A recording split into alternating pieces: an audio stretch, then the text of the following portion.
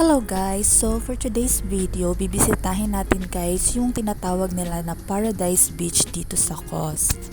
So ngayon ko nga lang to na i-vlog guys. So ito yung time na kawawala lang ni Milos. Hinayang ako ng asawa ko lumabas para makapag-unwind kasi kung mag-stay kami sa bahay, maalala lang namin ulit yung mga nangyari kay Milo. So ayan, minamanage pa din namin ngumiti at maging normal pa din ang lahat. They have beautiful restaurant, Baba.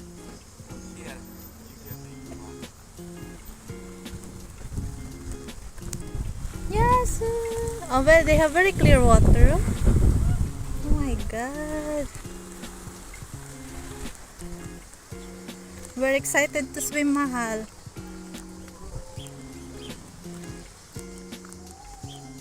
Oh my God, pababa man to. Ah, yes! 2 years ago, dito kami naglaro ng bahay-bahayan before. What happened? What they create now? No, somebody can be under this. Ah, no. I think it's massage, no? It's very good. Lots of people coming, huh? Look. Hey, there is way from there. From where are they coming? The same. Ah, same. Oh, very nice. And they put a lots of sunbeds now. So ayan, naglagay na pala sila ng maraming sunbeds dito kasi last 2 years ago, nagpupunta kami dito. Parang wala kaming napansin na mga ganito. So, open beach lang siya para sa lahat. So ayan, hinubad na nga namin yung aming mga sandals. Mas komportable kasi guys maglakad ng kayapak.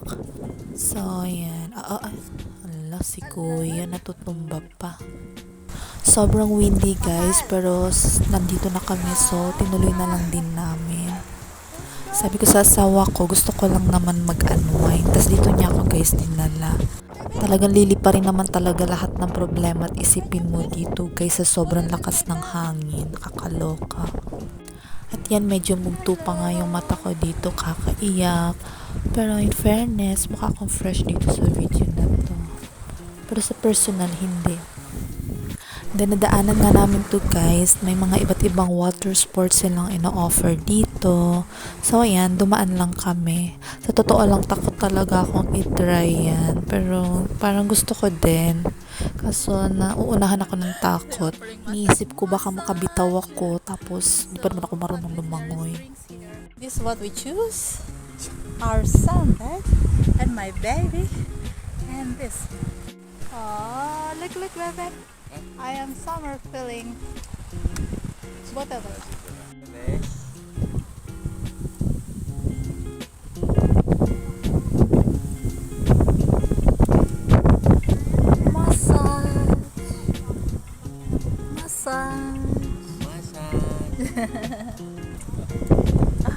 May mga massage din silang ino-offer dito. Mostly sa kanila, mga Chinese and grupo silang nag-iikot.